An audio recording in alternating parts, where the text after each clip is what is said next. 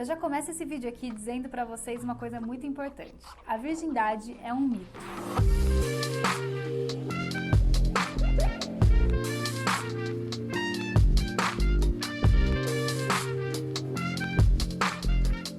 Posto qualquer coisa sobre coletor menstrual, sobre masturbação, eu recebo muitas perguntas do tipo: mas se eu usar, eu vou deixar de ser virgem? Isso vai romper meu ímen? Isso quer dizer que eu deixei de ser virgem? E assim como vocês, eu cresci com um monte de conceitos errados sobre virgindades, cheio de tabus, de preconceitos, inclusive informações anatômicas erradas. Mas tá na hora da gente desmistificar isso. Mas afinal de contas, o que é ser virgem? Como é que a gente deixa de ser virgem? Para a sociedade em geral, a gente deixa de ser virgem a partir da nossa primeira experiência sexual. Mas a nossa sociedade é muito falocêntrica e heteronormativa e considera como primeira experiência sexual geralmente penetração, especialmente pênis-vagina. O problema maior reside, na verdade, no peso que se dá diferente para as duas coisas. Para as pessoas com vulva ou com vagina, criou-se um marcador da virgindade, que é o ímen e a integridade dele. É aí que começa o nosso primeiro mito a ser quebrado. Quando se fala de ímen, o que passa na imaginação das pessoas é mais ou menos algo como um lacre. Como se a gente tivesse ali realmente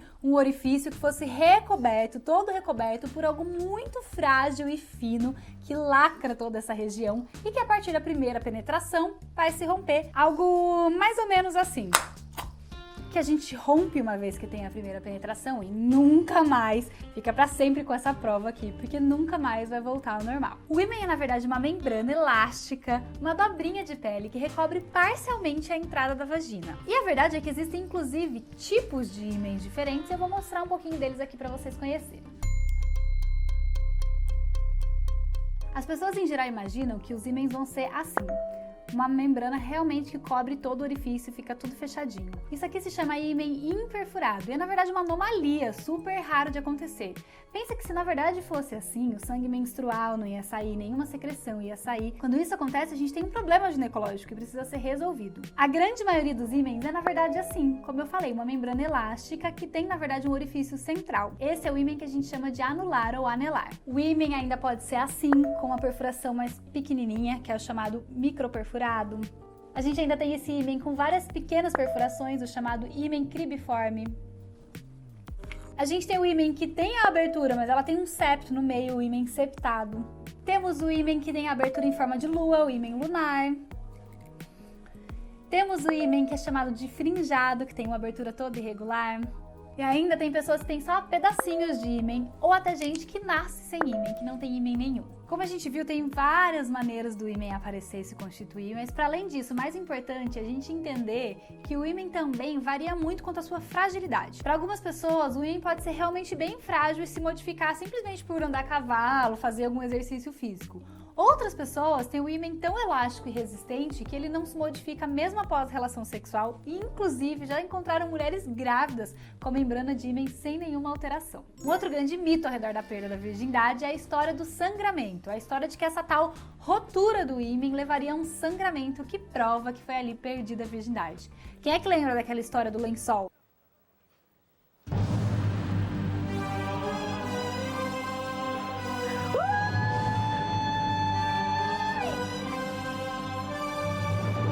A ideia é de que o ímen se rompendo libera aí uma quantidade de sangue que prova que era a primeira vez dessa pessoa. Mas a verdade é que muitas de nós nunca vai ter nenhum tipo de sangramento na sua primeira vez. O sangramento, inclusive, não tem nada a ver com a história da modificação do ímen. Quando acontece algum tipo de sangramento na primeira relação sexual, na verdade acontece porque a gente tem vasinhos ali superficiais na entrada da vagina que podem se romper quando a gente está tendo penetração, fazendo microfissurinhas ali, a penetração faz machucadinhos, mini fissuras, rompe esses vasinhos e tem um pequeno sangramento. Isso geralmente acontece porque a gente está tensa, tensionando a região, né? É o mesmo motivo pelo qual a gente sente um pouquinho de dor. Ou acontece porque não está lubrificada o suficiente, muitas vezes a gente não sabe se excitar, né? Tá muito nervosa nessa primeira vez, não tem lubrificação suficiente. Isso tudo faz com que aconteçam esses pequenos machucados que podem sangrar. Então não tem nada a ver com o ímen e muitas pessoas simplesmente não vão ter esse sangramento na primeira vez. Então fica aqui que definitivamente o ímen não é um marcador de virgindade. A gente já sabe que a gente pode não ter, pode ter rompido ele durante a atividade física, pode nunca romper, ou seja, não dá para usar ele como nenhum parâmetro se alguém é ou não virgem. Falando nisso, é óbvio que os tais testes de virgindade não fazem nenhum sentido, né? Não deveriam nem existir. Mas infelizmente existem. Em alguns lugares do mundo, tem consequências muito sérias. E mesmo que há centenas de anos a medicina já saiba desse mal-entendido anatômico, o mito do ímen foi usado e é usado até hoje como forma de opressão e controle do corpo e sexualidade das mulheres. Olha só como é apavorante a ideia de que alguma coisa se modifica para sempre no seu corpo e que tem como todo mundo saber se você teve ou não essa tal perda da pureza, né? Porque além de tudo, a virgindade vem acompanhada de toda essa moralidade. Para mulheres, né? Basta a gente dar uma olhadinha no peso que tem se falar de virgindade para homens ou para mulheres, mas o quanto isso é opressor. Ao redor do mundo ainda existem vários lugares em que as mulheres são submetidas a testes de virgindade degradantes para atestar sua virgindade, para que elas possam se casar, conseguir um emprego, entrar no exército ou até mesmo escapar da chamada morte por honra. É por isso que, infelizmente, a gente ainda tem que falar de virgindade em pleno século XXI.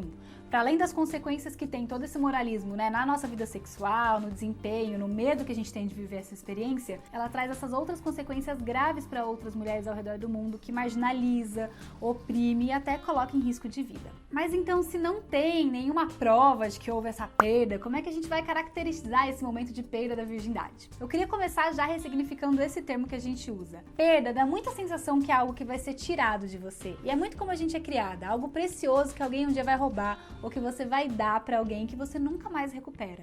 Quando na verdade é um marco importante, algo que vai agregar e vir para sua vida. Falar de virgindade é realmente complicado porque a gente acaba mexendo em muitas estruturas. A gente vai falar de mitos, de tabus, de medos, de preconceitos e até mesmo de conceitos. Por exemplo, afinal, o que é sexo? Um sexo sem penetração, pênis e vagina não é considerado sexo? Quando a gente olha por esse lado, a gente está não só invalidando outras experiências sexuais, como prejudicando, por exemplo, a nossa capacidade de conscientizar e orientar a prevenção em outras formas de sexo. Além disso, a gente precisa falar de consentimento. É justo considerar, por exemplo, uma situação de abuso, uma situação não consentida como a primeira experiência de alguém? Então, afinal de contas, como é que a gente classifica se alguém é ou não é virgem? Se a gente viu que não é um conceito médico nem anatômico, e sim uma construção social, a gente pode modificar ela a qualquer momento que a gente quiser. A gente pode construir esses conceitos e criar os nossos próprios conceitos. Pra gente saber se alguém é ou não virgem, a gente tem que perguntar pra pessoa. Eu gostaria de propor um novo conceito do que é deixar de ser virgem.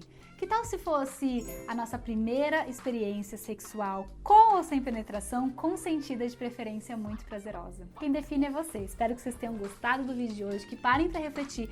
Comenta aqui o que vocês acharam, se já tinham parado pra pensar nisso, quais outros mitos da primeira vez vocês já escutaram e gostariam de falar sobre. Curte o vídeo, comentem, caminha pra todo mundo que vocês acham que vai se beneficiar e até o próximo vídeo.